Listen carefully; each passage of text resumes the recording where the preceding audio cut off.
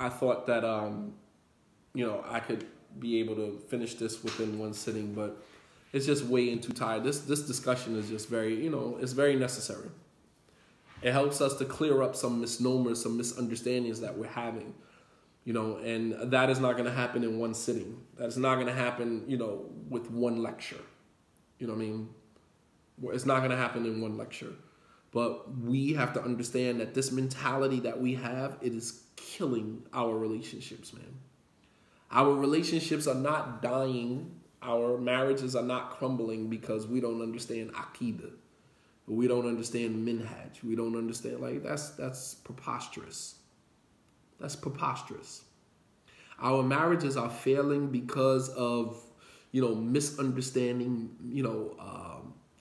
misnomers that we have been carrying, myths that we have been carrying about one another, expectation. The book is $14.99, $15.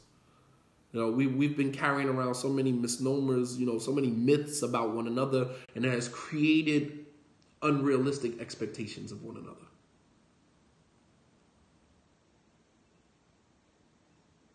It has created unrealistic expectations of one another.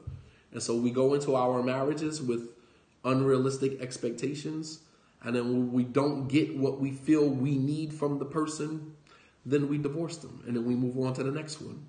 And we just continue to, go in and out of marriages. This is like a revolving door based upon unrealistic expectations, that has led to some type of frustration in our marriage.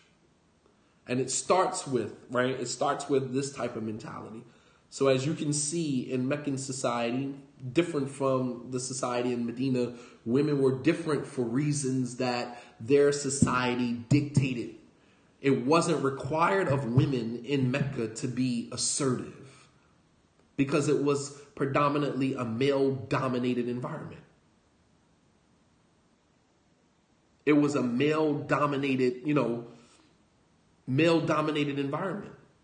So it wasn't required of women to be more assertive. So it was expected of women to be more docile. You understand? Go to Medina now, it's hustle and bustle society, everybody in the marketplace and, making money and, selling their items and, women are seamstress and women are working in the work field and things like that. And now women who migrated from Mecca to Medina saw women in Medina to be more assertive, and then they started to assimilate.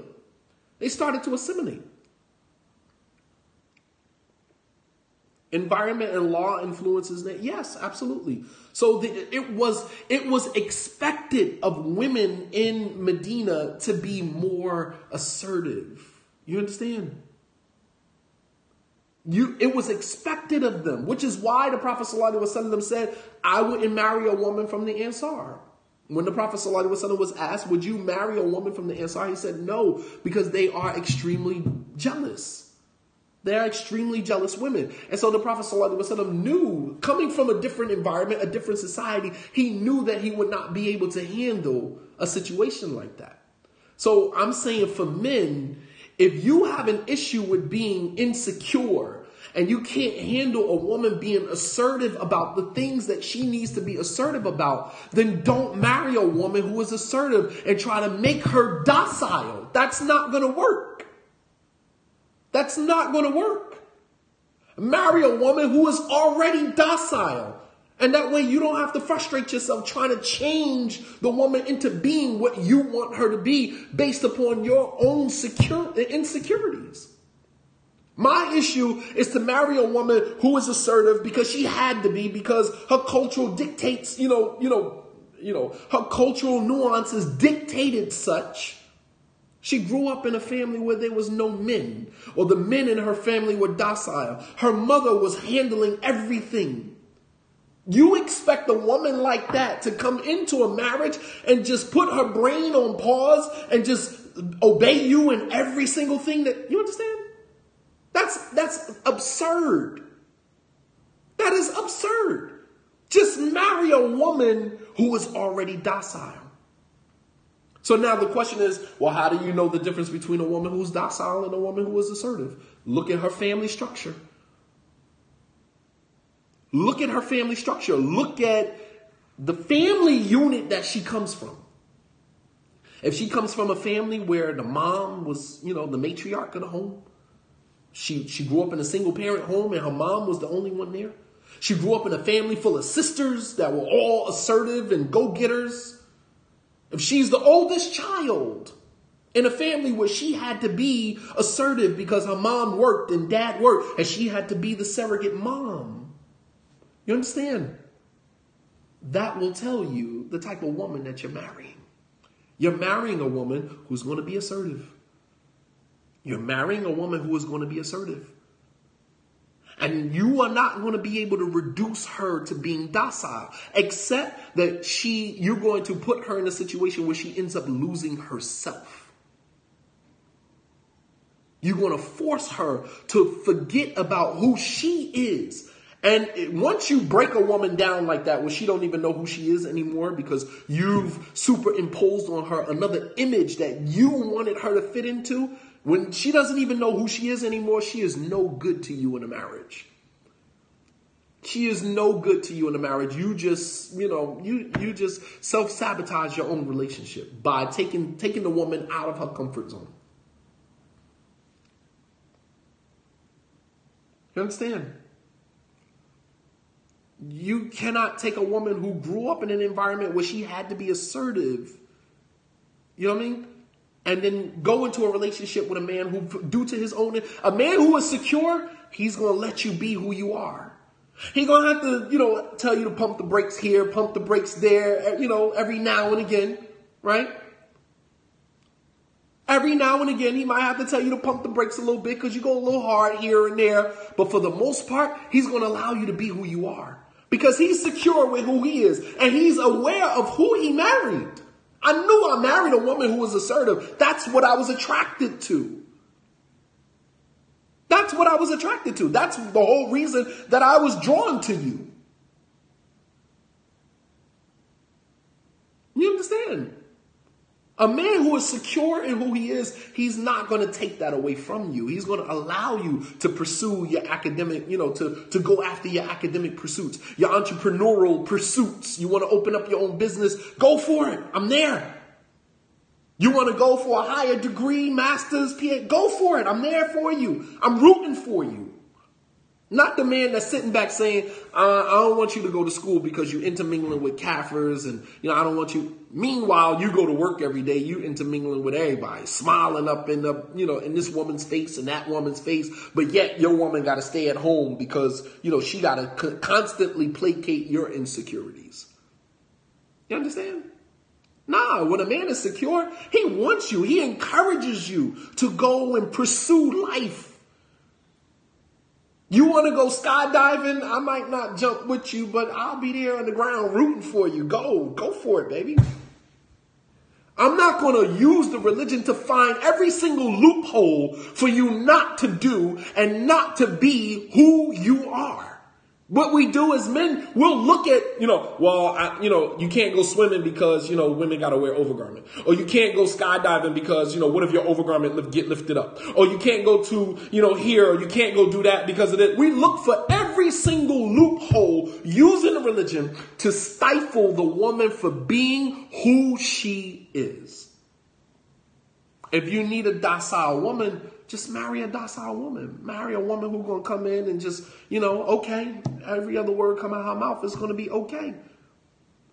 But usually African-American women are not cut from that cloth. And it's sad that, we use this, I want an obedient woman. And tomorrow, inshallah ta'ala, there's another part to this. And women have to, understand that being dominant in a relationship subtracts from the energy that you could be using in other areas of your life.